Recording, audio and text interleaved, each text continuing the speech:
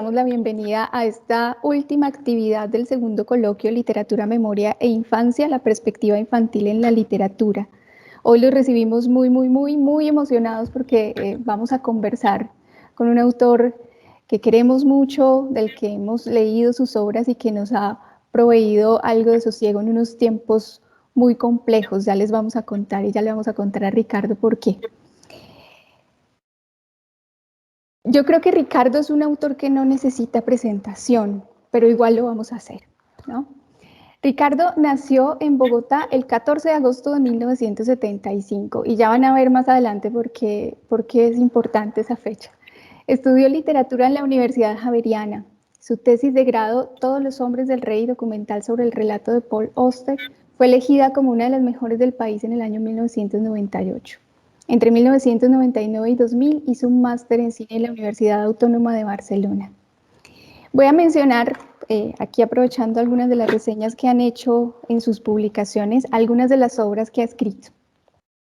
Es autor de las novelas Relato de Navidad en la Gran Vía, Walkman, Tic, Parece que va a llover, Fin, El hombre de los mil nombres, En orden de estatura, Autogol, Érase una vez en Colombia, compuesta por Comedia Romántica y El espantapájaros, El libro de la envidia, Historia oficial del amor, Todo va a estar bien y Cómo perderlo todo, ganadora del quinto premio Biblioteca Narrativa Colombiana.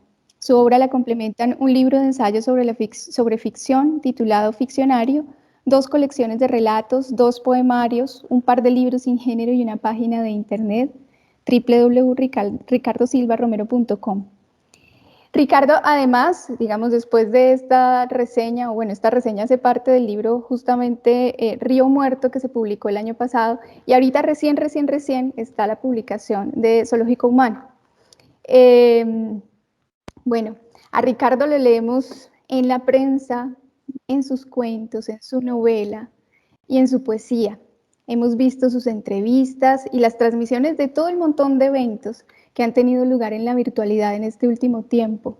Y aún así, Ricardo, hoy te esperamos con la inquietud de encontrarnos en la conversación al niño viejo y al viejo niño de tus relatos, de escuchar en un espacio compartido la voz que inaugura para tus lectores un modo de ver el mundo y de padecerlo, para bien y para mal.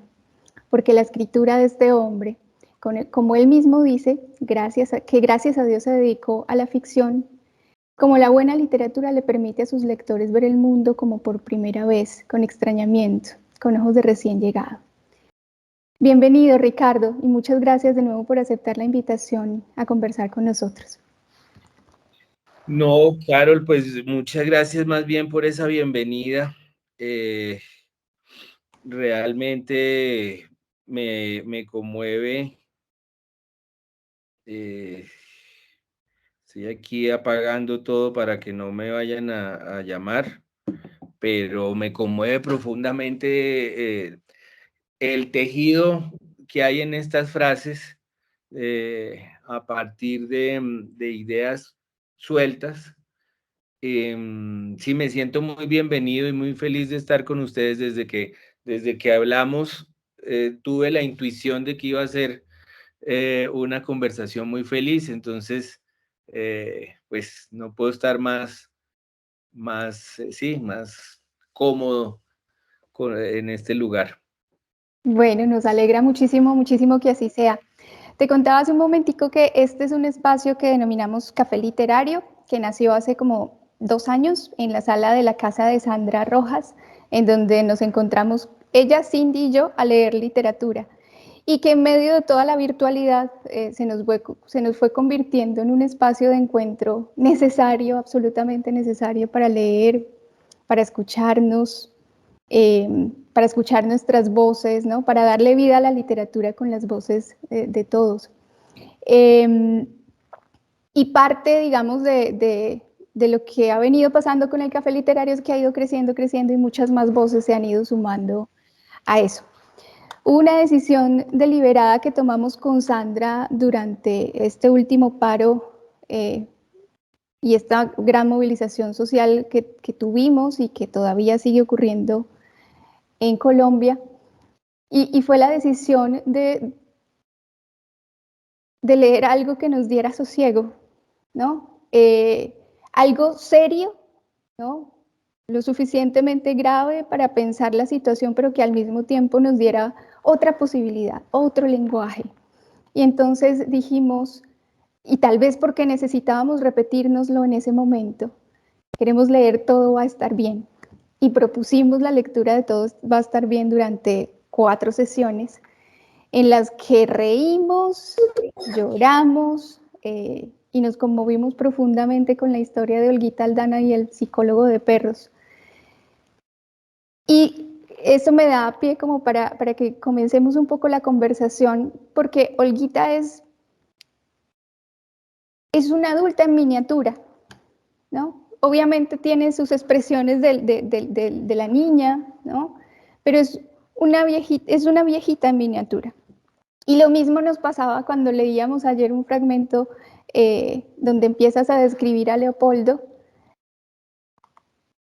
en el que también dices es un niño viejo, ¿no? Y entonces nos llama mucho la atención que en tu escritura están presentes esos niños viejos, que también eres tú mismo en Historia Oficial del Amor. ¿Por qué no nos cuentas un poquito sobre eso? Bueno, sí, en efecto, los dos son niños viejos. eh, y en efecto, el niño de Historia Oficial del Amor es un niño viejo porque a mí siempre me ha pasado eso. Es decir, para mí, pues digamos, no ha sido una felicidad ser calvo, digamos, no, pero ha sido lo lógico. Es decir, he podido haber sido calvo desde chiquito porque mi actitud era de viejo y de más bien de puertas para adentro, de observador, em, sin perder como el derecho a jugar o el derecho sí, a participar en los partidos de fútbol del colegio, a tener amigos, pues, es decir, yo tengo muy buenos amigos del colegio, no, no fui un niño aislado que sufriera, pues digamos, señalamientos o matoneos por ser un niño viejo. Pero sí, sí lo fui, sí, sí, pues ha sido para mí muy cómodo ir cumpliendo años, porque ya, digamos, las excusas son más verosímiles, es decir, ya uno no quiere ir a una fiesta porque está cansado y ahora sí se lo creen. Ha sido un alivio, mejor dicho, ir envejeciendo porque mi personalidad siempre ha sido más bien de viejo, repito, sin haber sido una personalidad antipática. Yo me llevaba bien con mis compañeros y sabía eh, entenderme con ellos. Vuelvo a decir, en el fútbol pues se entiende uno muy bien de otras maneras con la gente, haciendo las revistas del colegio, escribiendo. Siempre he encontrado maneras de conectarme con los otros, pero mi temperamento ha sido pues muy hacia adentro, muy entre la timidez y la reflexión. He estado siempre cómodo, por ejemplo, en el tiempo del colegio, pues yo disfrutaba mucho las vacaciones en las que como mi familia, pues hasta el día de hoy ha sido una familia muy de clase media en el sentido de que trabaja para vivir y la plata se acaba al final del mes y hay que volver a trabajar, es decir, no tenemos ahorros, no tenemos propiedades, sino la única manera que hemos conocido de hacer dinero es trabajar. Es decir, ninguno, ni mis papás, ni mi hermano, ni yo, ni ahora mi esposa, tenemos la capacidad de invertir, poner a que la plata trabaje por uno. Eso nunca ha estado en, en, en nuestra constitución. Pues, pues de verdad yo he disfrutado mucho trabajar, estar adentro.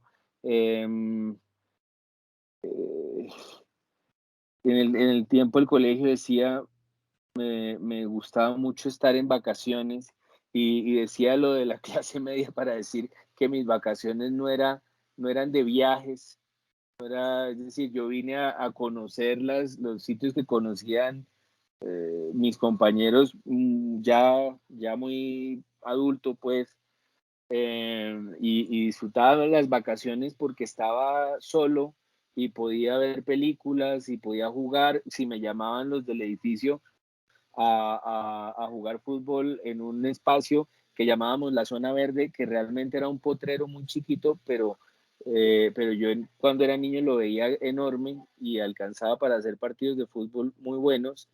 Eh, pues yo bajaba y sabía, repito, hacer amigos y tener amigos, pero nunca había angustia en mí desde muy niño si estaba viendo televisión o estaba jugando o estaba viendo películas desde muy niño, y, y apareció un Betamax en la casa, como apareció el Betamax en Todo va a estar bien eventualmente.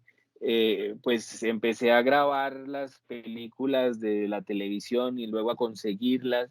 Es decir, creo que lo que en un momento parecía una rareza cuando era niño, la capacidad de estar solo, de jugar solo, de estar pues buscando mis propias cosas, después se volvió una fortuna, esa capacidad de estar solo, de estar tranquilo, de esa necesidad además de recogerse, de, sí, de contenerse, de descansar 2 días de haber salido uno.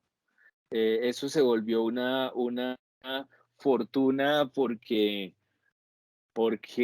ya no me acuerdo si es Pascal el filósofo el que tiene la frase famosa de que todos los problemas de la humanidad tienen que ver con el hecho de que las personas no puedan estar solas en una habitación. Entendí luego que era una fortuna esa vocación a estar inventándose cosas, a estarlas eh, sí, a estarlas recreando, componiéndolas para luego entregárselas a los demás. Eh, de cierto modo, eso es lo que pretenden en la teoría, por supuesto en la práctica no se da y es todo lo contrario. Lo que pretenden las cárceles y las reclusiones es que la gente se contenga, reflexione y vuelva a la sociedad con la lección aprendida. Y, y para mí, vuelvo a decir, desde niño siempre fue una fortuna esa capacidad de contenerme porque siempre he vuelto a la gente, a los demás con satisfacción. Llego como con la lección aprendida siempre que salgo. Ricardo, tú nos estás mencionando, bueno, antes de continuar con las preguntas, quiero hacer un recordatorio. La idea de este espacio es conversar con todos los que quieran hacerle preguntas a Ricardo. Entonces, tienen varias posibilidades. Colocar sus preguntas en el chat e intentaremos irlas recogiendo. Pueden levantar su manito y estaremos muy pendientes de activarles su micrófono para que interactúen con voz y video si quieren hacerlo de esa manera. Y bueno, invito a Blanca, a Marta, para que también vayan levantando sus manitos, a José, a Cindy y a Sandra, para que continuemos con la conversación. Y mientras todo eso pasa, tú mencionas una cantidad de cosas que hacen parte de todo el contexto, como de todo un entramado de época, ¿cierto? De un momento de la historia que está muy presente en tus obras infantiles y que tiene allí como, bueno, en tus obras en general cuando hay niños. Son niños que viven en los 80 y por eso decía hace un momento, por eso es importante decir en qué año nació Ricardo, Sí, sí, porque sí, los niños de sus obras son niños en los 80, en la época en la que tú fuiste niño, sí, y así entonces es. pareciera que te acercas a ese universo sin pretensiones de querer simular una infancia distinta a la tuya, sino que es tu infancia misma de la que sacas todos los recursos para hablar desde ese lugar. Y entonces aparece el Betamax, la música, las películas, ¿no? E.T. es una referencia ahí constante. Y bueno, varias cosas que vamos encontrando allí que son también, como decía ahora, como ir dibujando todo un universo cultural que también entregas, ¿no? Que también le das al lector en tus obras.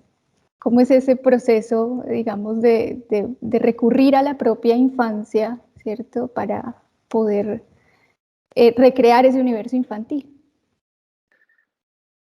Sí, yo estoy de acuerdo totalmente en que esa ha sido la estrategia y he sido consciente, además de hacerlo, por lo que tú dices, porque he sentido que si me lanzo a contar una infancia del siglo XXI, por ejemplo, una infancia como las de mis hijos, eh, digamos, no la tendría del todo en mis manos, no lo sabría narrar eh, con, con, con tanta fluidez, no la dominaría. Eh, Asumiría muchas cosas. Es decir, creo que podría investigarlo, hacerlo, estar pendiente. Pues yo conozco a estos niños de esta generación, pues porque los viven acá en la casa, entonces los puedo, los puedo retratar, digamos, ¿no? Pero, pero a mí me parece importante, pues, ocuparlos a los personajes, es decir, como hacen los actores de alguna manera, eh, llenarlos de la propia experiencia, de las propias intuiciones. Em, yo de alguna manera tengo muy fresco lo que pensaba cuando era niño, porque de cierto modo no ha cambiado tanto. Siento muy directa la línea de, como se dice, desde que tengo uso de razón, me siento muy parecido desde los, no sé, 7 años hasta hoy.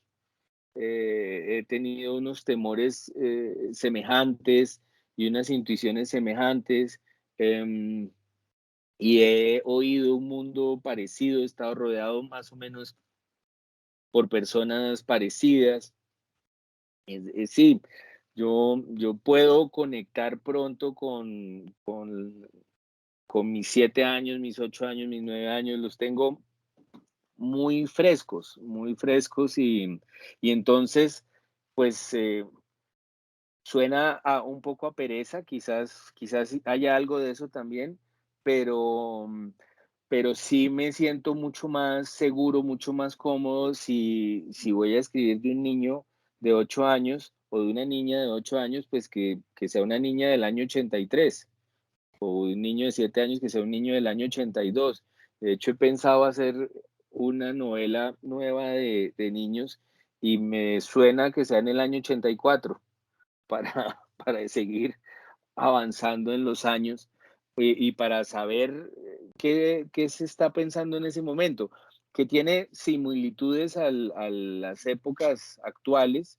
Es decir, el Betamax es un dinosaurio de Netflix, pero es también la posibilidad de tener el cine en la casa y de coleccionarlo. Es un poco, pues es semejante. El Atari es un dinosaurio del PlayStation, pero es un poco el mismo principio también, estar jugando con un aparato que le ayuda a uno a pasar los días. El fútbol del 82, pues es el fútbol de ahora para un niño. Hay muchas similitudes, pero yo me siento más cómodo en esa época. Me parece que las historias eh, de infancia que se me ocurran funcionan mejor en esta época. Pasa, por ejemplo, con Todo va a estar bien, que han tratado de hacer una adaptación para cine. Y entonces siempre hay un problema y es que los productores o los que podrían invertir en la adaptación proponen usualmente que la historia no suceda en el año 83, sino hoy en día.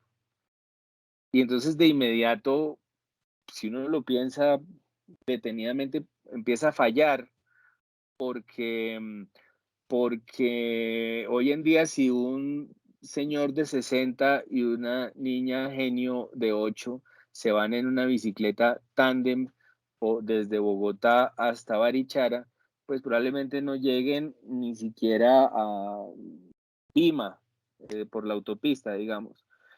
Probablemente no salgan de Bogotá porque ya habrá tuiteado la mitad de la ciudad, los habrán encontrado por el celular, los habrán visto 1000 personas, es decir, todo va a estar bien. A mi modo de ver, tiene que ocurrir en el año 83. Otra propuesta de estos productores es que la niña sea más grande, más vieja, y el psicólogo de perros más joven, y ya empieza a mí a parecerme que ya no es una relación entre una especie de abuelo y una nieta, sino empieza a haber pues una cercanía de edad que es impensable y enreda esa historia para mal. Entonces, sí, el recurso de volver a esos años es para mí de pronto me da un poco de vergüenza porque mi papá me decía todo el tiempo que la nostalgia era inútil, pero de pronto hay algo nostálgico también, una recreación de esa infancia que yo sospecho fue más feliz de lo que me doy cuenta. Y, y también es una manera de habitar con seguridad a los personajes, de saber con todo, con plena certeza o plena comodidad qué están sintiendo, qué están pensando, por qué actúan como actúan, por qué miran como miran. Em, sí, de nuevo, yo tengo muy claro a un niño que va a zarzuela, que es el niño de en orden de estatura. Entonces, pienso que vale la pena usarlo.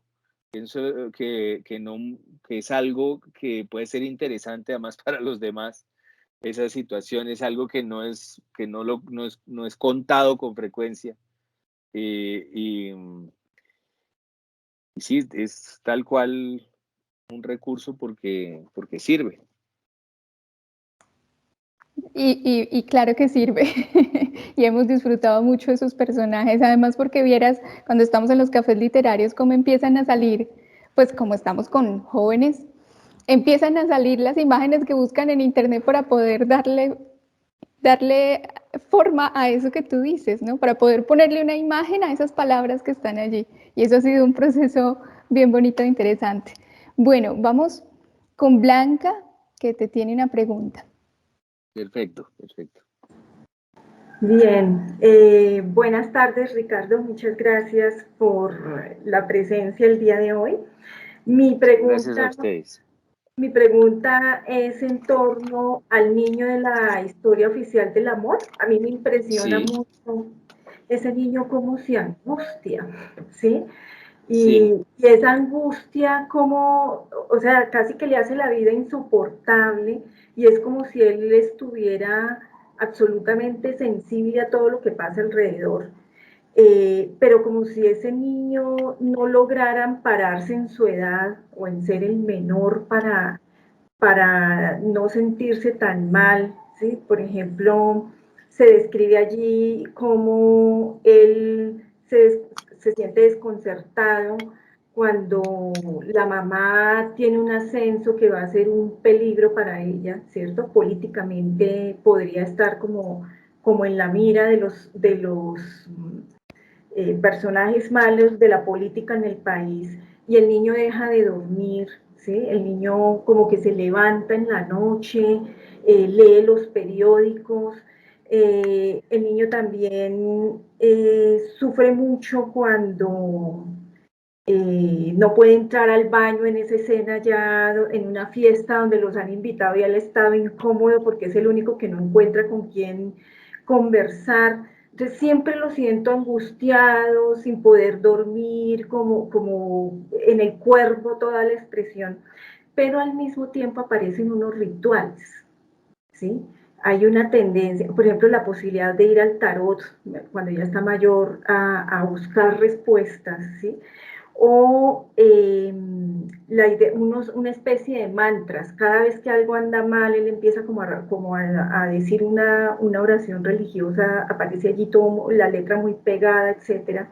Entonces me llama la atención ese contraste entre la angustia exacerbada del niño y esos rituales que aparecen allí, que no sé si tienen que ver con esa historia del padre que es experto en matemática, en física, pero cree en estas cosas sobrenaturales. Me gustaría saber un poco más cuál es la función de esos rituales frente a esa angustia de ese niño y cómo ese niño va encontrando esos rituales.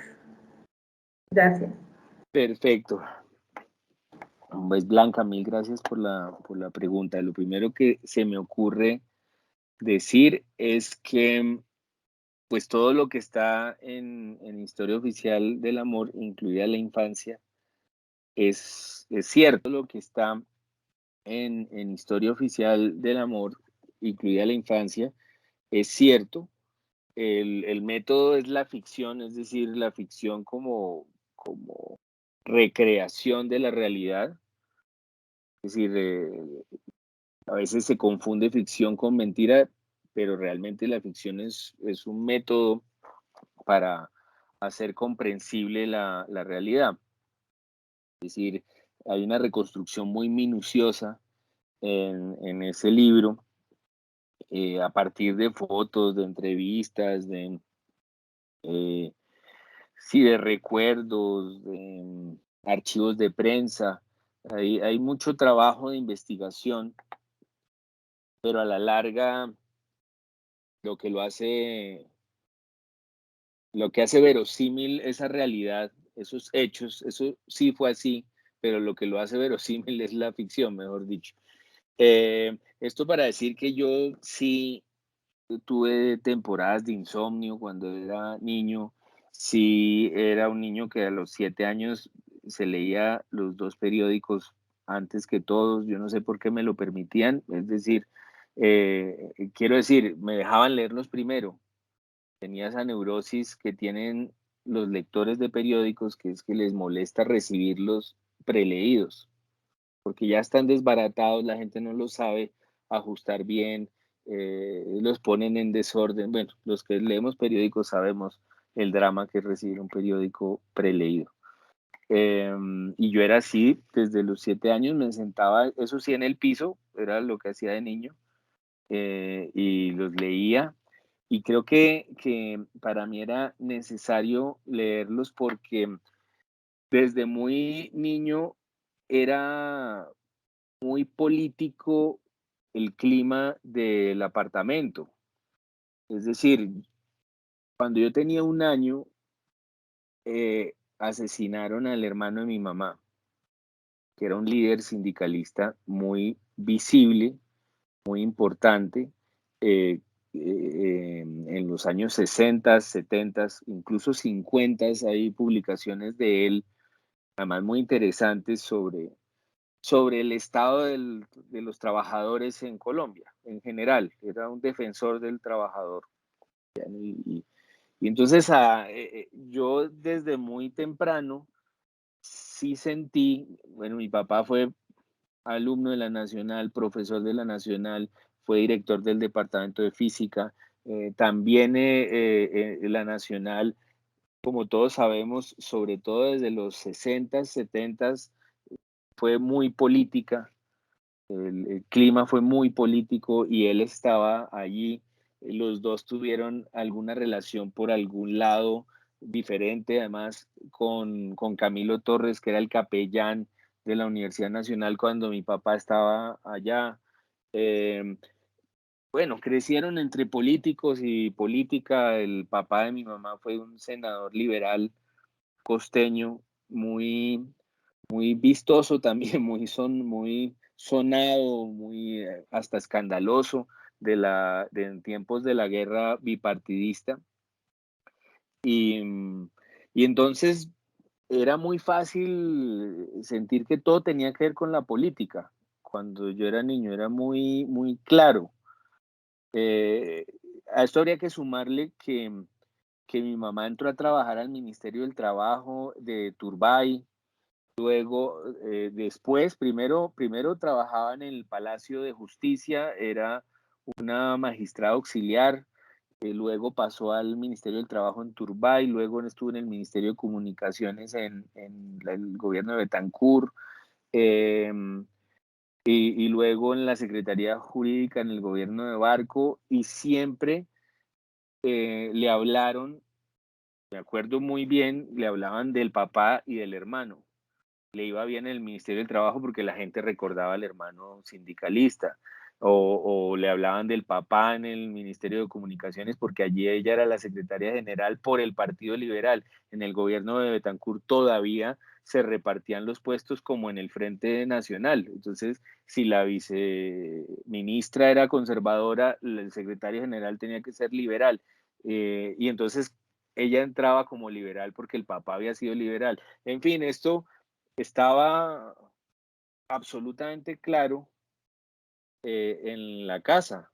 eh, y, y, y en esos años que les digo, Betancur, Barco, pues no solo se dio la derrota frente al narcotráfico y el narcoterrorismo, sino el fin definitivo de ese Frente Nacional, años después de que se acabara, dicho sea de paso, y también muchos eventos fuertes para un niño que está pendiente de la política.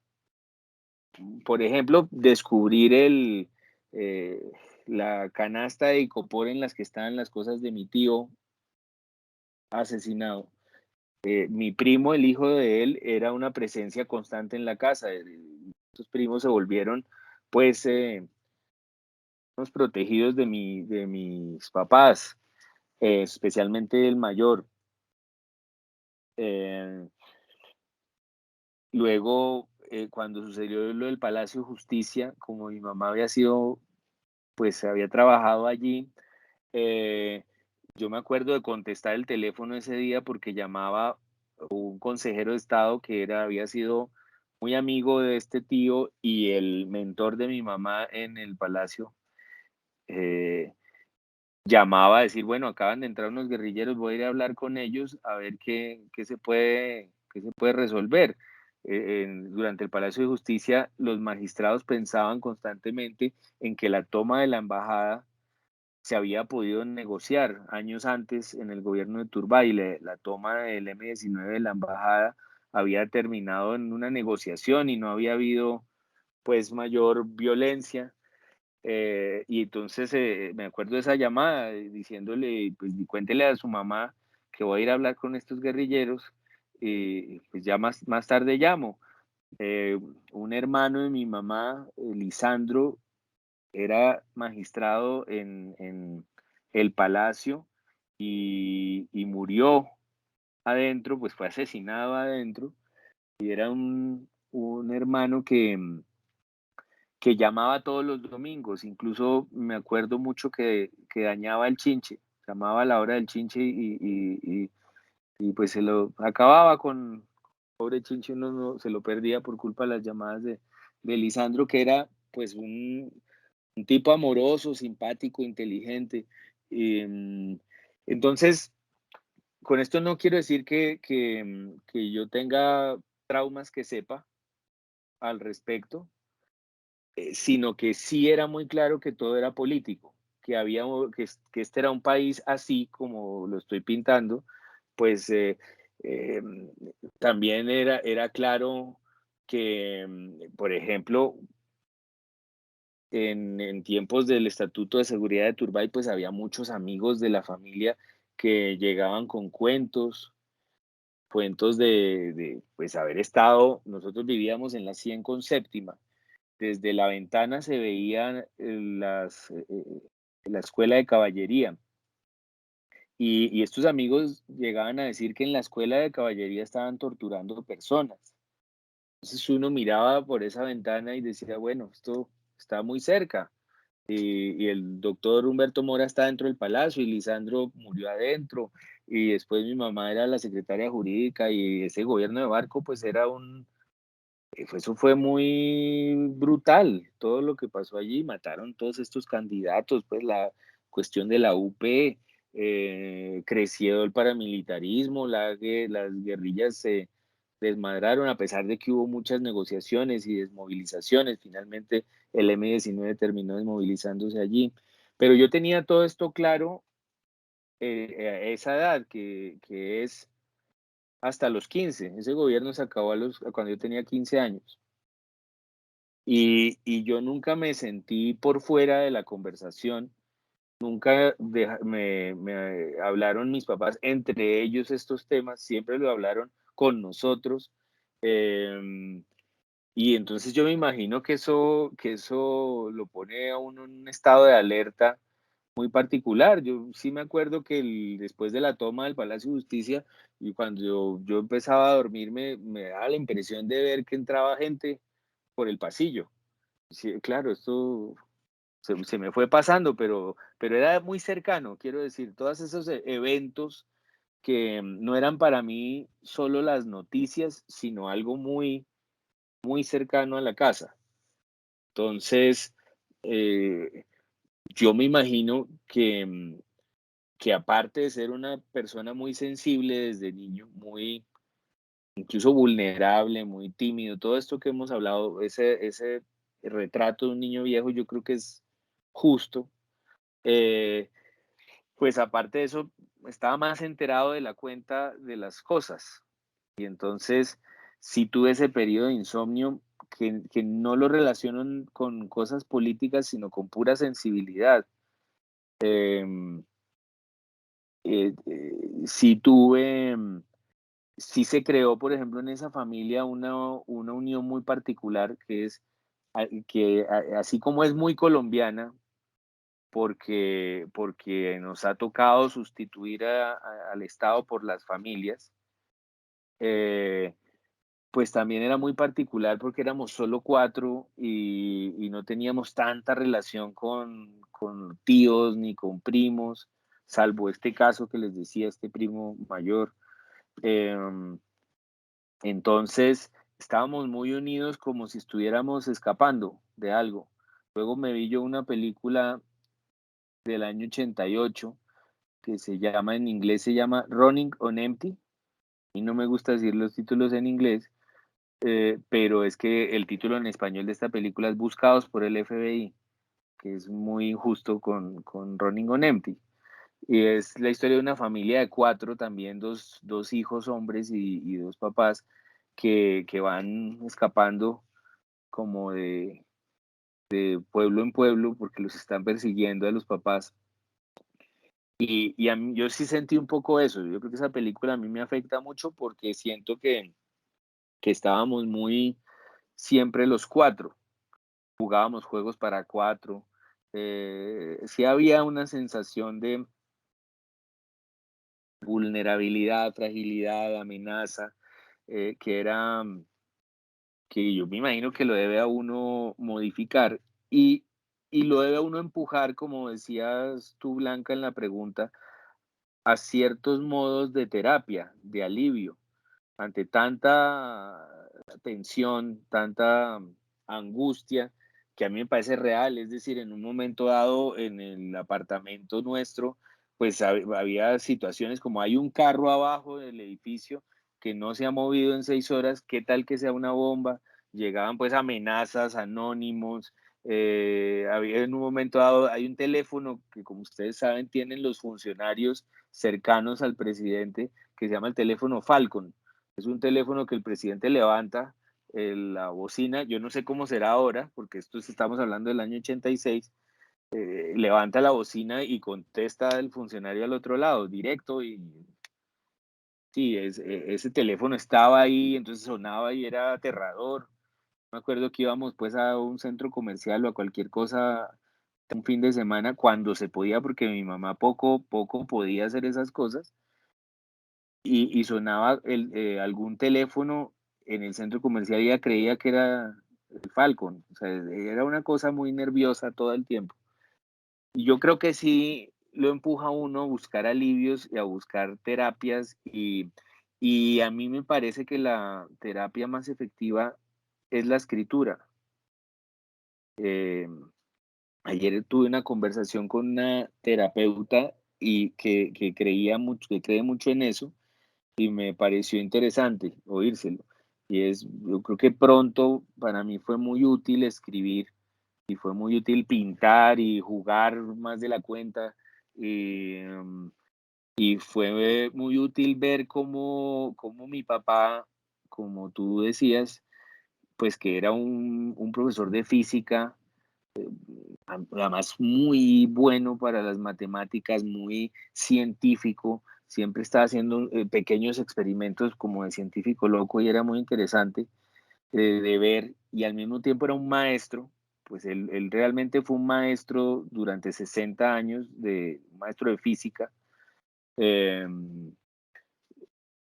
sí, además una figura muy particular. Cuando íbamos a esos mismos centros comerciales, siempre nos tocaba esperarlo como si fuera un famoso, porque como llevaba tantos años de maestro, no hacía sino encontrarse con alumnos que le agradecían, le decían, usted me cambió la vida. Uno sentía pues que estaba con una estrella enorme cuando estaba con él.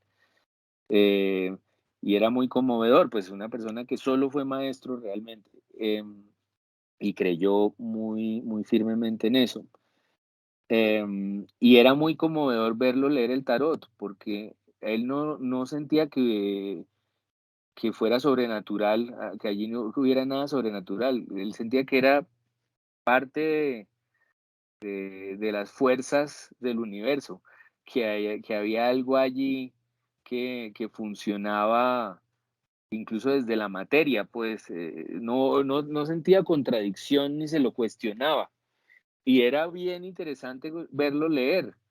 Luego yo he visto que hay gente que ha sido científica y cree en el tarot, pues como Jung, digamos, gente que ha ido y venido de esos dos mundos que parecen irreconciliables, pero él nunca se lo cuestionó. Y yo creo que sí, ahora que lo dices, la verdad es que nunca lo había pensado en esos términos, pero ahora que lo dices, yo creo que sí es un ejemplo muy importante haberlo visto haciendo eso. Era muy creativo haciéndolo, casi que interpretaba un papel, casi que cambiaba de voz, y era la lección de leer, de interpretar, de jugar con esas figuras, de contar historias, porque finalmente lo que pasa en el tarot es que se está contando pues una historia a partir de unos personajes que hay allí. Entonces puede haber sido mucho más determinante de lo que yo había pensado hasta el momento verlo haciendo eso. Y, y yo creo que muy pronto toda esa angustia, todo ese insomnio, pues se fue canalizando con la lectura de todo, de la televisión, del cine, de la música, del humor, de las caricaturas, de las tiras cómicas, luego más adelante de los libros, de las novelas, y también con la escritura. Para mí, ambas maneras, la lectura y la escritura, fueron una terapia y siguen siendo una terapia muy útil, que yo creo que me sirve para contenerme. Bueno, Ricardo, muchas gracias. Gracias. Vamos con una pregunta de Marta y luego intento recoger algunas cosas que están en el chat. Y después va Sandrita. Ricardo, justamente ahora que hablabas de que te parecía estar viendo esos personajes por los pasillos, personajes torturados o personajes muertos, en fin, pienso en Río Muerto, en algunas de las cosas que has dicho en entrevistas con relación a Río Muerto, pero que también se ve Por orden de estatura, y es esa relación que has tenido, y entonces quisiera que nos conversaras un poquito sobre eso, tu propia experiencia de infancia, en no tener, digamos, como esos temores o esa naturalidad en la relación entre los vivos y los muertos, en que esos fantasmas hacen parte de nuestras vidas y cómo retomarlos y cómo lo has sabido recrear en tus distintas obras literarias. Muchas gracias, Marta, por esa pregunta, porque sí me he dado cuenta que en los libros siempre ha habido o experiencias fuera del cuerpo, o fantasmas, o cierto contacto con un posible mundo invisible, digamos, con lo invisible, con algo inmaterial, que puede verse de muchos modos. Em, yo no, pues durante mucho tiempo no me he sentido o no me sentí cuando era niño tan cómodo con el tema, me doy cuenta, porque las películas que más miedo me daban, yo soy muy malo para ver películas de terror, realmente trato de no hacerlo, lo cual tuvo su punto más difícil cuando fui comentarista de cine, porque me tocaba ir a ver películas de terror y hacerme el que no estaba muy asustado porque daba vergüenza con todos los demás críticos que estaban frescos. Em, pero sí, me acuerdo de ver, por ejemplo, me acuerdo de las películas que más miedo me han dado y son una que se llamaba Poltergeist, que era del año 82 también, muy paralela a E.T., y es una casa de fantasmas, básicamente, una familia que llega a una casa tomada por espíritus. Y luego me acuerdo de muchos años después de eso, creo que 18 años después de eso, de una película que fue muy famosa al principio de este siglo, que fue El Sexto Sentido. Quizás es del año 99, puede ser, y que yo la haya visto hacia el 2000. Y era básicamente un niño que ve muertos. Y a mí me pareció aterradora.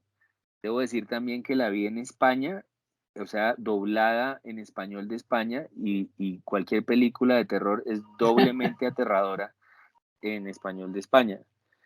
Pero sí era para mí el tema de los fantasmas. Luego hicieron esa película de Los Otros.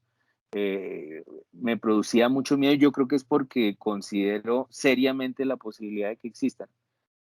Tengo la idea de haber estado en una especie de sesión que se inventó mi mamá con mi hermano y conmigo.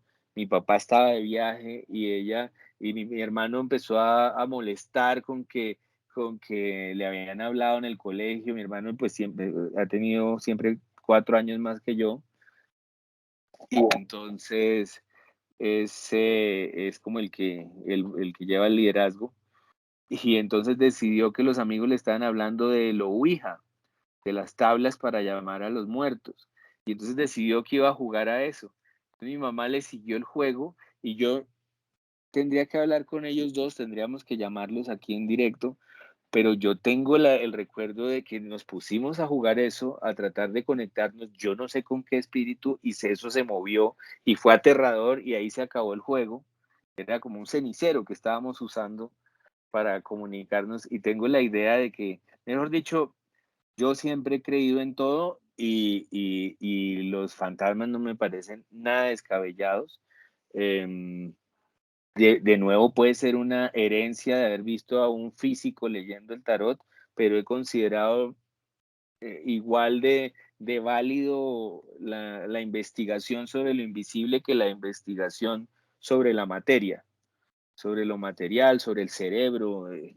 Em, entonces, claro, yo creo que ha sido más fuerte para mí de lo usual la posibilidad de que los muertos estén cerca. Hay culturas, por supuesto, que lo tienen súper asumido, como los mexicanos o las culturas antiguas. Hay que ver, pues, cómo lidiaban los griegos o los egipcios con la idea de la muerte y la idea de un inframundo y sí, la idea de eso estaba absolutamente presente. El catolicismo está fundado en la idea de la resurrección, que es básicamente la misma trama de la Eneida, que es o de la Divina Comedia, que es el descenso al infierno y el regreso con una noticia sobre la vida. Entonces, yo sí creo que desde muy pronto, desde las novelas que he hecho, usualmente han tenido que ver con la muerte. La muerte ha sido el contexto de esas novelas. ¿Me oyen bien? Me tocó quitarme los audífonos porque se descargaron.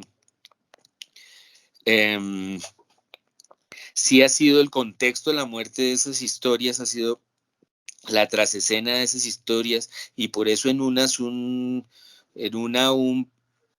abogado de familia amanece dentro del cuerpo de un pediatra, en orden de estatura, quien guía al personaje es un fantasma, incluso en todo va a estar bien, pues los perros hablan y no hay mayor lío, no hay mayor explicación tampoco, se asume, porque yo lo creo, entonces pues no pasa nada. Luego Río Muerto está contada desde varios puntos de vista, pero en especial desde el punto de vista del muerto.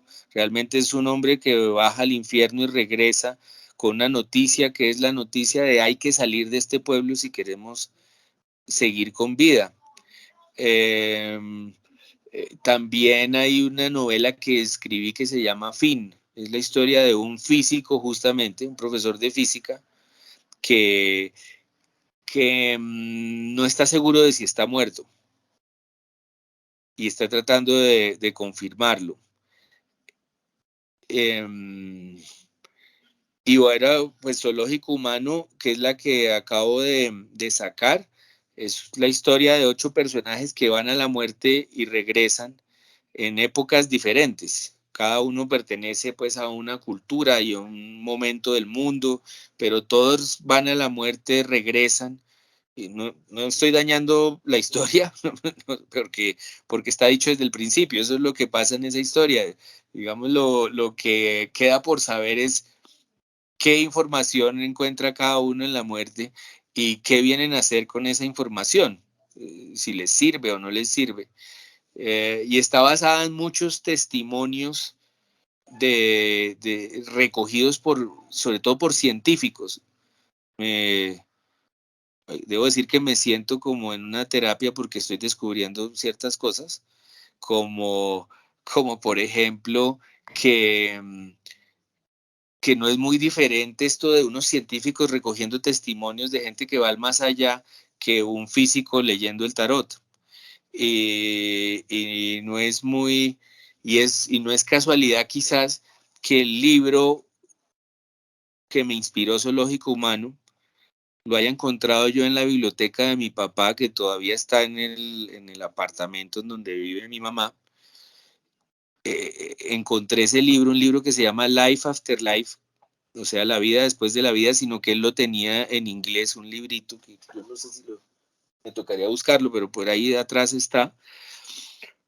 Y es un libro justamente hecho en el año 75, que es muy curioso para que Carol no se sienta mal por haber revelado información de dominio sensible. público.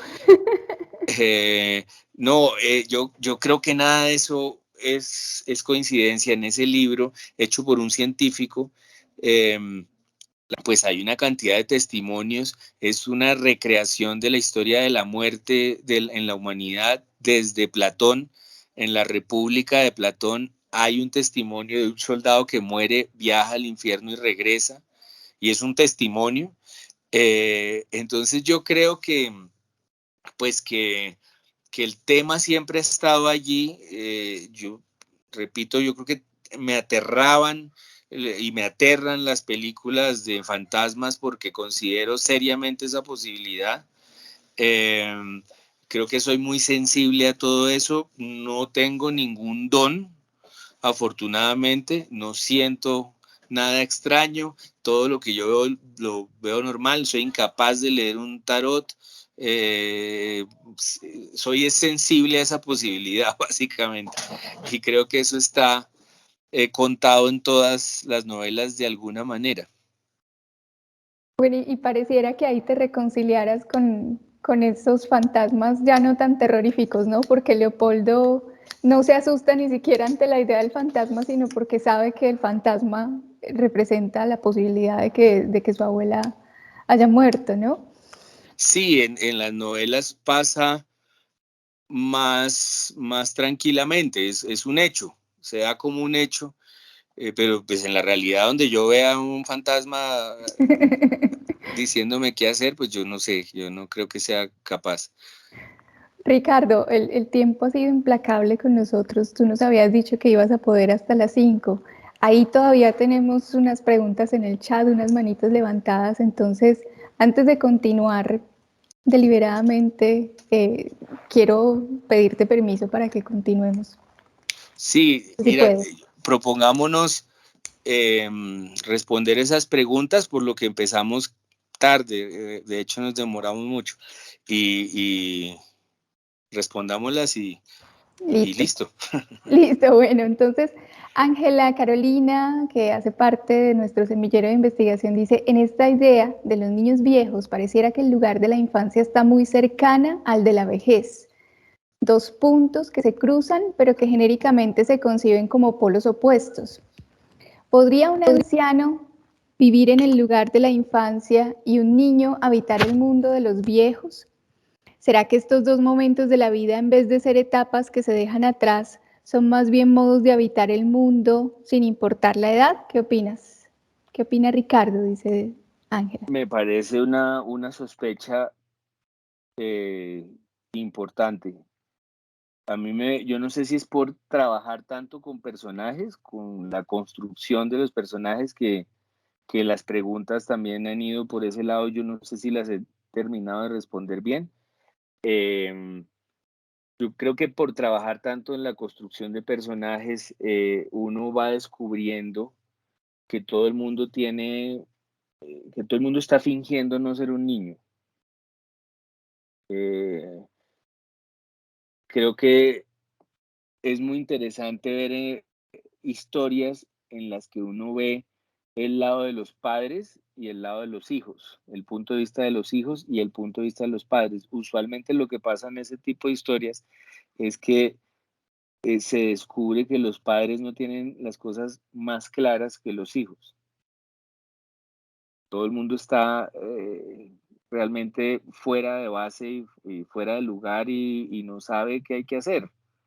En general en la vida no hay, la experiencia no garantiza mayor cosa, sí garantiza ciertas cosas, por supuesto, pero ayuda para no caer en algunos errores, pero son errores no tan importantes. Eh, entonces, esa sospecha de que los viejos se entienden con los niños, pues a mí me parece importante porque significa dos momentos más vulnerables en los que se reconoce con mayor facilidad esa vulnerabilidad.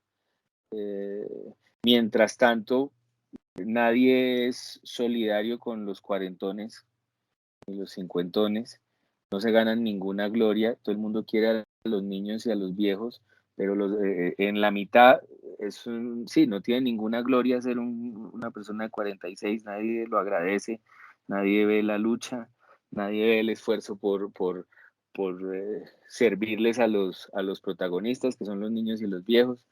Eh, es el papel de gregario más triste y menos reconocido que hay en el camino de la vida, me parece. Y es porque esa gente, la gente adulta, padres o no padres, parecen estar obligados a ser alguien, a dar la cara, a tener valor, a mostrarse fuertes, sí, a trabajar duro, a conseguir un futuro. En fin, hay una cantidad retos y de esfuerzos que se están haciendo en esos años que pues hace más difícil ver en esas edades que también hay unos niños ahí haciendo el esfuerzo de poner las cosas en orden. No es que la gente de 30, 40, 50, 60 sea menos niña, sino que solo a los 70, 80, 90 pueden volverse a portar más libremente. Yo sospecho de tanto hacer personajes que todo el mundo tiene algo, lo que uno construye cuando construye cualquier personaje de cualquier edad es un niño con máscaras, con intimidades, secretos, pero como con disfraces. Entonces me parece una intuición muy, muy importante. Qué bonito eso que nos dices. Laura Valentina pregunta, Ricardo, me intriga mucho la forma en que manejas las fechas, horas y a veces minutos tan exactos en tus obras.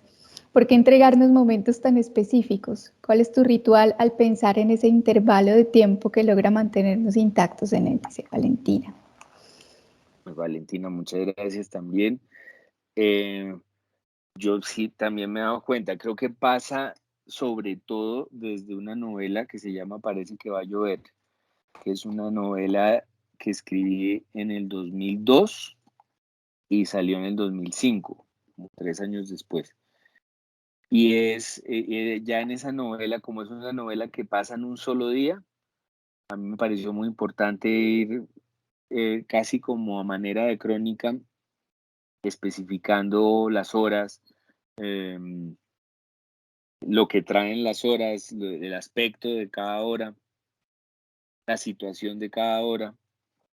Y no sé si me quedó como una maña desde entonces, pero es muy posible, muy común en alguna historia que a mí se me ocurra, que pronto vea necesario decir en qué fecha pasa, qué día de la semana, qué hora, cómo van pasando esas horas, cómo van pasando esas épocas y, y además que influya mucho en lo que les pasa a los personajes. Es decir, por ejemplo, parece que va a llover pasa en un día. Eso modifica completamente a los personajes o los obliga a, a meterse en situaciones o a comportarse de ciertas maneras. La cuestión de historia oficial del amor también es el tiempo, las fechas exactas, lo que pasa en cada uno de esos días. Realmente Historia Oficial del Amor está construido como una suma de días, de fechas muy, muy precisas. Luego, si uno piensa en una novela como la siguiente a Historia Oficial del Amor, que se llama Cómo perderlo todo, es una novela que sucede en un año específico, el año 2016, y los personajes van padeciendo mes por mes lo que sucedió en ese año, que fue más bien exigente, y para estos personajes lo es también. También incluso en una novela como Río Muerto, que es un poco más libre de fechas, está claro qué día está sucediendo todo. Está sucediendo, por ejemplo, en un año bisiesto, que es el año 92, y hay alguna situación muy importante el 29 de febrero de ese día. Pero la respuesta realmente es que yo creo que todo eso viene de un aprendizaje sobre la narración muy temprano, además. Yo creo que desde el colegio, desde el taller que dictaba un profesor que sigue siendo pues un maestro para mí y un muy buen amigo, es decir, me escribió esta mañana, por ejemplo, es decir, es una relación permanente de maestro. Yo creo que a mí me quedó muy claro que uno tenía que hacer lo que algunos críticos llamaban certificar el relato, que se aprende en, en cualquier novela moderna que uno agarre. Está, como se suele decir hasta el cansancio, está en el Quijote, en el recurso de los pergaminos, de los sí, de los papeles de Cide Hamete Benengeli, la idea de que el Quijote realmente es una traducción de unos pergaminos encontrados en un mercado, es un recurso clarísimo para hacerle creer al lector que lo que está leyendo es cierto. Y yo creo que en esa línea está el juego con las fechas, con las horas, con el día exacto, con el clima. Yo cuando he escrito historias que suceden en, en tal fecha, en el año 92, el 29 de febrero, trato de investigar como puedo qué clima estaba haciendo en ese lugar. A veces es imposible porque pues no se encuentra, pero tengo una pasión que además es muy inútil porque a veces pierdo 6 horas en eso, de certificar el relato, de que la gente diga, ah, claro, usted sabe qué clima estaba haciendo porque esto es verdad. Y así hay más recursos en cada novela para constantemente evitar que el lector, que todos sabemos porque todos somos lectores, tiende a escaparse, a pensar en otra cosa. Cuando está leyendo, a veces le pasa a uno que uno lee 3 páginas y dice, no me acuerdo qué leí porque estaba pensando en otra cosa y le toca a uno devolverse. Pues yo creo que buena parte del trabajo de narración del narrador es tratar de estar certificando el relato para que el lector pues no piense tanto en que hay que pagar el gas, sino que esté siempre allí centrado en ese presente, como vararlo en ese presente. Muchas gracias, Ricardo. Sandrita, tu pregunta. Bueno, Ricardo, yo voy a volver a Todo va a estar bien. Quiero mostrarte mi libro. Tiene las banderitas de todos los apartados que me gustaron. Ay, qué bueno. Leer Todo va a estar bien fue para mí un viaje al pasado, un regreso a mi infancia, a mis sábados por la mañana, a mis series preferidas. Fui feliz colocando en el chat la foto de Vareta, Claro. de todo lo que está ahí, la música. Fui muy feliz leyendo tu libro. Y en la perspectiva de la certificación, yo me puse a buscar a Amadeo Montalvo y pasé muchas horas buscando Muy bien. que eres tú. Después de horas me di cuenta. Muy bueno, muy buena. Sí, y hay una cuestión que me llama mucho la atención, que se acerca mucho a la pregunta de Ángela, y es sobre el doctor Jeremías Rey. Jeremías Rey lo leímos en plena pandemia, encerrados, sintiendo el miedo a salir. Pero Jeremías Rey representa el miedo a salir de muchos en nuestro país, precisamente por ese evento que lo encierra, ¿no? El asesinato de su hermana. Sí. Insomnio, neurosis, dolores. Es un personaje anciano construido de una manera muy bella, es un personaje entrañable. Y a mí me surgía la pregunta por cómo logras construir ese personaje tan bello, tan auténtico, un cachaco en todo el sentido de la palabra, ¿no? Un cachaco así, yo pensaba en mi abuelito, de sombrero, chaleco, paraguas, y también me hizo pensar mucho en ese abuelo gentil, amable, amoroso. Entonces es un personaje que en la relación con la señorita Olga Aldana deja ver toda su bondad y toda su capacidad de hacer por el otro. Eso en el personaje anciano me pareció muy bello. Pero también hay otra cosa, y es que no renuncies de una manera cuidadosa a presentarle a tu lector infantil o juvenil la historia de este país, los males de este país, la burocracia, la violencia política, el manejo de poder, que eso también lo veo en la obra. Y a mí me impactó mucho leer El Espantapájaros, de hecho tuve que cerrarlo muchas veces para poder continuar. Entonces quería preguntarte, ¿cómo logras eso? ¿Cómo logras cambiar de esa contundencia de un relato como El Espantapájaros? No he querido leer Río Muerto, te lo confieso. Tengo miedo de leerlo porque El Espantapájaros me hizo vivir esa masacre. Y entonces, bueno, preguntarte cómo logras eso. Sandra, pues muchísimas gracias. Yo creo que lo hace sentir a uno muy feliz,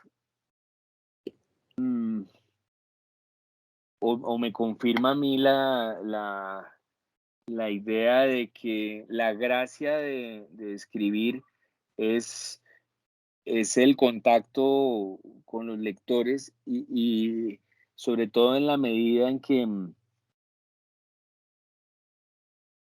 un libro sí es realmente un encuentro entre iguales que no se da del todo en las sociedades en general. Es decir, un libro depende enteramente del talento del lector, de tal modo que un libro flojo puede ser un gran libro en manos de un gran lector.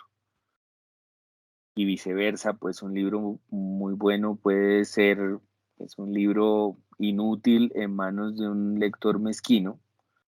Y lo digo porque no me puedo sentir más contento de que alguien haya buscado a Amadeo Montalvo. Me parece la satisfacción más grande que se me ocurre. Y yo después incluso terminé escribiendo el libro de Amadeo Montalvo, porque me pareció que era una especie de Rafael Pombo olvidado. Y me pareció que funcionaba y a mí yo tengo, o sea, me causa verdadero placer escribir poemas rimados, pero perdí el impulso para escribir poemas en serio, porque como también dicen los críticos literarios, creo que eso sí responde a la situación de uno en el tiempo. Es decir, los poetas sí están respondiéndole al presente. Entonces escribe poemas la gente que se quiere matar, digamos, que necesita escribir ya mismo un poema. Y yo lo he ido perdiendo, pero no he ido perdiendo el placer perdí la urgencia, pero no el placer de jugar con eso. Y entonces ahí está, que lo estabas mostrando el libro de los ojos, que es el puro placer de escribir, pero también combinado con un espíritu más narrativo. Es más narrativo que poético, digamos, entre comillas, pues. Y entonces terminé escribiendo esos poemas completos, el libro de Amadeo Montalvo, y hay que ingeniarse cómo hacerlo parecer de verdad que existe. A mí me parece que eso es lo que hay que tratar de hacer. Sobre lo otro, si uno habla del espantapájaros y luego habla de todo va a estar bien, si es realmente un giro fuerte. Pero justo cuando estaba hablando de construir niños que se disfrazan de grandes o que ponen en escena una personalidad adulta, estaba pensando en el espantapájaros. Estaba pensando que todos esos personajes de esa masacre son personajes muy perfilados. El comandante que mira las palmas de las manos a ver si mató al que tenía que matar, si estaba simplemente siendo el ejecutor de un destino, si estaba sirviendo a cumplir un destino, obviamente distorsionándolo todo. O el personaje del el personaje que toca guitarra y tiene las uñas largas, la enfermera, el niño que dispara al principio. En fin, yo creo que allí hay todos unos niños jugando a la guerra, y entonces hay una comprensión semejante. En todo caso, así sea un giro, porque, digamos, el lenguaje del espantapájaros es la violencia, el lenguaje es violento. Yo entendería, no por ganarte para Río Muerto, pero la experiencia de leer Río Muerto es muy diferente. Es más, es más la búsqueda de un alivio que la recreación de una violencia. Es tenso, yo creo, ese libro, yo creo que uno lo sufre y quiere leer, llegar al final para llegar al alivio, digamos. Pero el espantapájaros, yo sí soy muy consciente de que quería escribirlo desde la violencia, no quería mirarla desde arriba, sino asumirla como el lenguaje del libro. Entonces, claro, si es un giro, porque el lenguaje de todo va a estar bien, es todo lo contrario. Es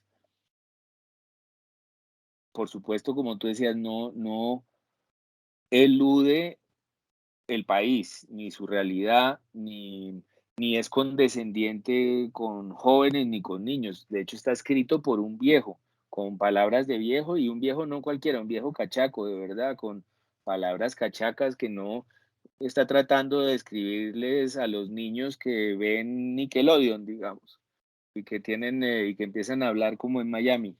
Usted habla como un cachaco viejo, con palabras viejas, y habla de música vieja, y confía en que los niños que lleguen a leerlo lo van a entender, porque esos niños pueden mirar en Google cualquier cosa que no entiendan y buscar en YouTube las canciones de las que se están hablando, y Michael Jackson se les aparece eventualmente, no como fantasma, que sería aterrador, sino se les aparece pues en el Spotify, en cualquier mundo de este mundo nuevo. Pero sí, el tono es diferente, el tono no es condescendiente ni pinta un país que no existe, pero sí es otro. Y, y yo creo que eso puede significar que pues una vocación a ir y venir. El Espantapájaros viene con una novela que se llama Comedia Romántica. Hay una edición que es cara y cruz, cara y sello en este caso, que viene con un diálogo entre una pareja, una conversación que les dura toda la vida. De nuevo está diciendo que hay gente en este país que puede vivir en una especie de primer mundo, puede construir una vida hacia adelante y tener conversaciones que duren toda la vida, pero al otro lado está hablando de un país que no tiene, que contempla seriamente la posibilidad de que a uno lo puedan matar hoy. Es decir, el espantapájaros sucede en un eterno presente que no, que es muy difícil de salvar. Entonces, está claro que no tengo muy clara la respuesta, pero que yo veo allí una vocación a asumir tonos, a jugármela por sitios, a explorar tonos, a habitar personajes, y a cambiar. Cada vez yo tengo amigos actores que no los hice jamás, amigos actores que los tengo realmente porque eran del colegio, no porque haya conocido actores, sino, y cada vez como soy muy cercano a un par, pues cada vez me parece más comparable escribir con actuar, con asumir personajes, así sea un rato el villano y otro rato el viejo de 60, cachaco en el año 83. Creo que eso se puede hacer. Y es lo más interesante, y siempre yo sí pienso en esos términos, en qué será difícil, qué personaje será difícil volver un prójimo. Y entonces, pues más difícil que un agente en una masacre, pues es quizás lo más difícil. Y requiere de un trabajo largo y de una investigación larga, una comprensión larga, pero también de una forma de ser particular que empezamos a revisar juntos con la idea del niño viejo y de la vulnerabilidad y de la angustia y del insomnio, sí, y del contacto con esa realidad violenta. Muchas Ricardo, aquí hablando de la relación con los lectores, imagínate la pregunta que nos dejan abierta en el chat. ¿Alguien se tomó el atrevimiento de marcar los números telefónicos que aparecen en Todo va a estar bien? Dice Cristian.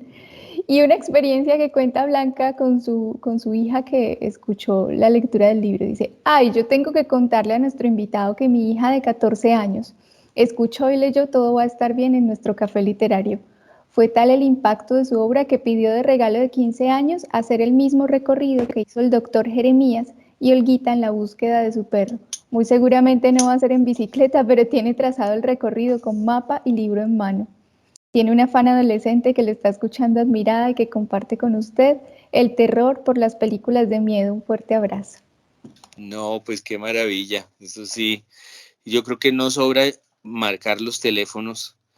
Hoy en día, si fueran los 80, sería más fácil porque uno puede llamar y colgar. Hoy en día, pues digamos, es un riesgo. Hay identificadores de llamadas. Eh, pero sí, sería un juego divertido. Y lo otro, pues no, pues es una gran felicidad que esa hija nos esté escuchando y esté aquí con nosotros y pues sí que seamos socios de películas de terror. ¿Nos das espacio para una última pregunta? Bueno, cerremos con una. Listo. Milena, dale, tienes activado ya el micrófono. Hola, buena tarde. Bueno, muchas gracias por el tiempo. Yo también quería, estamos súper anecdóticos hoy, yo también quería contar mi anécdota, entonces lo contaré lo más pronto posible. Y es que En orden de estatura fue un libro que le pedí a mi mamá este año de cumpleaños, porque había leído Todo va a estar bien en el café y me había enamorado totalmente, además porque nos divertimos mucho en una época que estábamos todos completamente desmoralizados.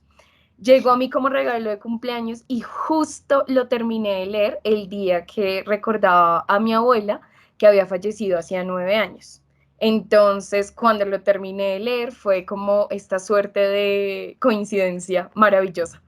Y por supuesto, Leopoldo se convirtió en mi héroe absoluto, porque yo decía, yo también quise hacer eso, yo también quise recuperar la herencia de mi abuelita y quedarme con ella para siempre. Y de hecho es una meta que me he trazado en la vida y es de algún día recuperar al menos la casa donde ella vivió y donde me enseñó a caminar, a hablar, entre otras.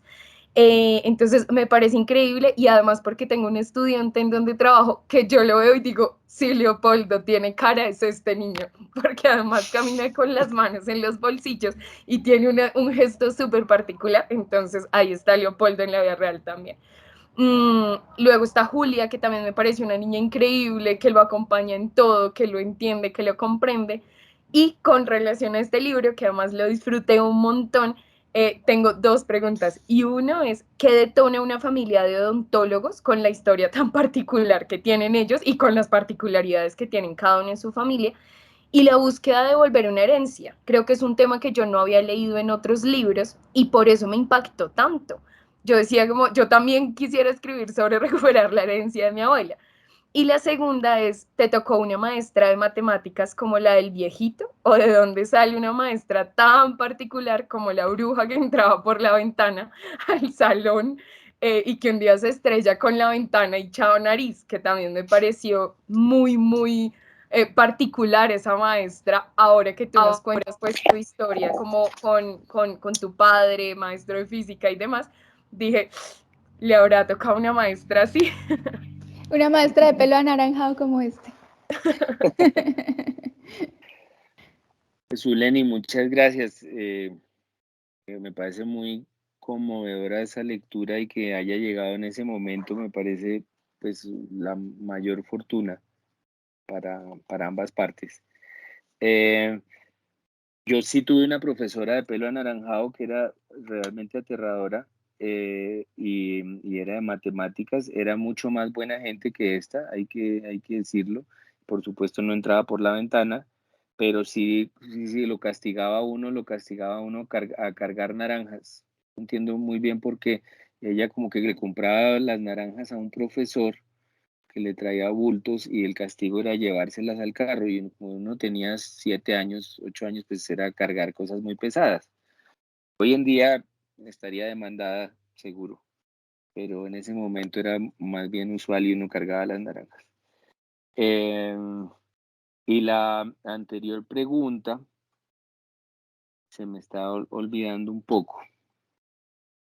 Sí, era un poco como en torno a la familia de odontólogos, porque Sí. justo odontólogos que suelen también causar mucho terror en los niños, ¿no? Sí, la dentista de la familia nuestra era una amiga de mi mamá que era muy sonriente y muy querida y todo lo decía en diminutivos, pero luego pues lo torturaba a uno realmente. Entonces sí teníamos ese referente de, de la dentista como tortura. Luego hay una película, yo no sé si la han visto, que se llama Marathon Man, de un tipo que es dentista y tortura. Y yo creo que se me puede haber quedado esa idea por ahí. Y en esa época yo vivía en un edificio en el que el portero no tenía cejas. Y era muy impresionante. Y entonces estos tíos no tienen cejas y son dentistas, como el resumen de lo misterioso y lo escalofriante. Pero además porque el abuelo pues era el peor dentista del mundo. Es que no quiero decir qué hacía el abuelo para no dañárselo a quienes no lo hayan leído, pero ellos son una especie de legalización de lo que hacía el abuelo, de legitimación de lo que hacía el abuelo, y, y eso me parecía importante, o sea, me servía para que esta reunión de las cosas de la abuela terminara también sirviendo para desenterrar una verdad que era la verdad que había desbaratado esa familia. Entonces era, pues iba por ahí, más que todo. Ricardo, muchísimas gracias. Yo voy a dejar que Cindy, que es compañera y cómplice de todo este recorrido, sea quien haga el comentario de cierre y bueno, de nuevo gracias. Dale, Cindy.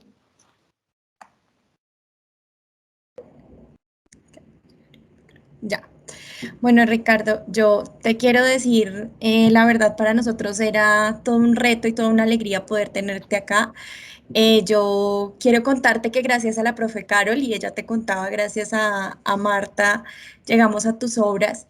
Y si hay algo que a mí me atrapa en tu lectura es que combinas la ficción, el humor, pero siempre hay una dosis de realidad y creo que ahí es muy importante que siempre le haces lugar a un lugar comprometido que tú tienes con este país. Creo que siempre buscas retratar en la obra en la que estés, hablando de lo que estés, en qué país estamos, cuál es el país que vivimos. Y cuando leíamos Historia Oficial del Amor, decíamos, ahí hay como una insistencia de la mamá porque hay que salir, pero Ricardo siempre nos deja en sus obras que hay que quedarse, porque aquí todo de alguna manera va a estar bien. Aunque ahora no lo esté, como lo dices al inicio de todo va a estar bien, pero que cada uno debemos asumir el compromiso de estar en este país que nos tocó, que sufrimos, que lloramos, pero que, en el que también reímos y en el que contamos en la fortuna de tener un autor como lo eres tú, y lo hablo a título personal para mí, una persona que nos hace reír, que nos hace llorar, que nos hace vivir otros mundos, pero que también nos recuerda el lugar en el que estamos y el compromiso que tenemos. Entonces, de verdad que estamos muy contentos de tenerte. Muchas gracias por estos espacios que nos regalas. Gracias a ustedes, gracias Cindy. Pues yo me voy muy conmovido y muy, Pues muy satisfecho porque justamente lo que me imaginaba es lo que ha pasado, que es haber estado reunido con amigos y conversando para descubrir cosas y para entender cosas y para estar bien, curiosamente. Qué privilegio que te sientas así, que nos nombres a estos conversadores como tus amigos y esperamos no haber sido insoportables como los universitarios a los que te referías por allá en un De ninguna artículo. manera, de ninguna manera. Ricardo, muchas gracias de nuevo por A extendernos todo este ustedes. tiempo, por responder a nuestras preguntas, por regalarnos, seguirnos regalando pedacitos de tu vida ahí en todo lo que nos cuentas. Gracias, Muchísimas Ricardo. gracias. Para mí ya eres un hito en la escritura de este país. Mil gracias, Sandra, te agradezco mucho. Yo no sé qué tal suene eso en los audífonos, pero Sandra ahorita nos invitaba a darle un aplauso a nuestra invitada anterior y yo creo que no podemos despedirte sin ese aplauso también sonoro. Muchas gracias. Mil gracias a todos. Gracias, Ricardo. Gracias a todos los asistentes. Es una manera hermosa de cerrar este recorrido del segundo coloquio Literatura, Memoria e Infancia. Y esperamos vernos en el tercer coloquio el próximo año. Un abrazo a todos y gracias por acompañarnos. Gracias, Ricardo. Gracias a todos.